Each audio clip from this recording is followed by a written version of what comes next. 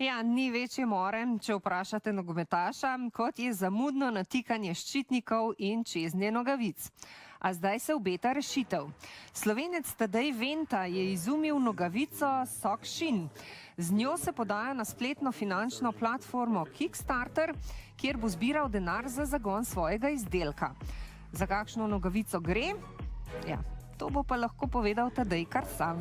Zdaj le v našem studiu. Tadej, lep pozdrav. Lep pozdrav. Sami nogometaš ali ne? Bil sem nogometaš do poškodbe. Kar nekaj let, ne, če se ne motim. Tako je, dobrih 20 let. In ste že takrat, ko ste morali dati nogavice, pa ščitnike, pa skratka vse opremo, razmišljali o tem, kakšna mora? Ja, zamudno. Včasih si rajš kar pusto doma. Sem, da ni bilo treba to natikati gor. Zdaj, če greva po vrsti, to so ščitniki, ki so zdaj v uporabi. Tako. To se namesti, bom jaz zdaj to plastično pokazala, kljub temu, da nisem nogometaš. Takole, Tako. Se to lepo na ježka zapne in potem se je čez to obulo nogavico. Tako. Zakaj pa je tole? To je pa zato, da je pričvrstilo tako nogavico kot ščitnik, da ne Aha, to pada je šlo dol. čez potem. Tako. Zdaj, če ste videli jih na finalu svetovnega prvenstva klubskega, je Ronaldo to v eni izmed akcij tudi padel ščitnik dol iz nogavice.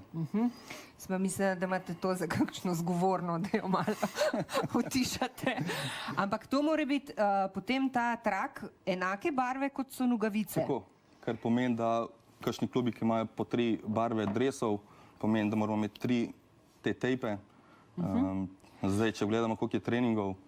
In kje pa je zdaj rešitev, no? Tisto, kar je pa zdaj nekaj, kar čaka, da Messi pokliče in da reče, to je pa res fajn, Tadej. To je to, ne. V bistvu rešitev je v našem izumu SockShin. Pomeni, da imamo integriran ščitnik na nogavico. Zdaj, tudi dali smo na prava mesta elastiko, ki nadomesti ta tejp. To pomeni pod ščitnikom, nad ščitnikom, pa tudi tukaj na stopalu, da ta stopalni del nogavice ne beži naprej in se potem nabira in posledično dobijo nogometaši žulje. Ampak a ste zdaj s tem izdelkom že na tej platformi Kickstarter ali ne? Ja, v bistvu smo 3 dni nazaj šli na ta Kickstarter. Prvih 10 dni smo si dali, da dobivamo informacije, kako bi vse skupaj promovirali.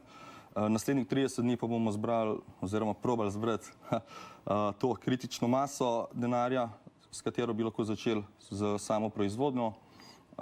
Tako da upamo, delamo na tem. Ampak, Tadej, ste to že kje v praksi uporabili, da vidite, če zadeva deluje, da imate lahko neke reference, ki vam lahko pomagajo, recimo? Ja, v bistvu smo kar dali skozi ta celotna testiranja nogometašem do uporabe v praksi.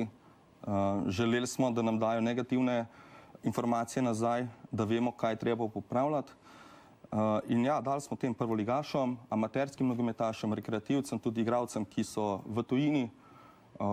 Kaj pa je to za en material? To je v bistvu neka posebna pena. To je neka plastika, ne? Tako. Aha. To imamo pa posebno peno, katero potem toplotno obdelamo in damo oziroma integriramo v nogavico. Kar pomeni, nogavica mora še zmeraj imeti, se mora čutiti material nogavice, da jo ne zažge. Ja, Tadej, upam, da bo projekt uspel, ne?